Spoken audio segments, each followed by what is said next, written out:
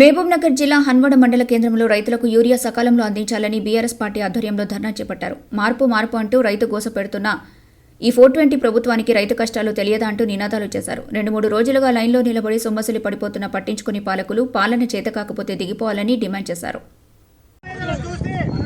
మాజీ మంత్రి వర్యులు హైదరాబాద్ నుంచి మీ ఆవేదన వచ్చారు. ఇప్పుడే తక్షణం ఇక్కడ నుంచి మీ బాధతో కలెక్టర్ దగ్గర ఉన్నతాధికారుల దగ్గర మాట్లాడతానే ఇంతకుముందే మైదానంలో ఒక వ్యక్తి రాత్రి నుంచి లైన్లో నిలబడి ఇంటికి లేక అడ్డం పడితే ఇప్పుడు దవాఖానలో మాజీ మంత్రి గారు శ్రీనివాస్ గౌడ్ గారు హాస్పిటల్ పంపించడం జరిగింది. రైతుల కష్టాలు అసలు రేవంత్ రెడ్డి కాంగ్రెస్ ఎమ్మెల్యేలకు కాంగ్రెస్ ప్రభుత్వానికి నేను అడుగుతా ఉన్నా. గత 10 సంవత్సరాలు టీఆర్ సాయంలో ఒక్కరోజు కూడా యూరియా కానీ డిఏపీ కానీ ఎవ్వరు కూడా ఇబ్బంది పడలేదు. ఈ రోజు ఇంత కోసపడుతుంటే కూడా ఎవ్వరు కూడా కాంగ్రెస్ పార్టీ లీడర్లు మేము ఉన్నామని చెప్పి మనం అండగా తీసుకున్నారు.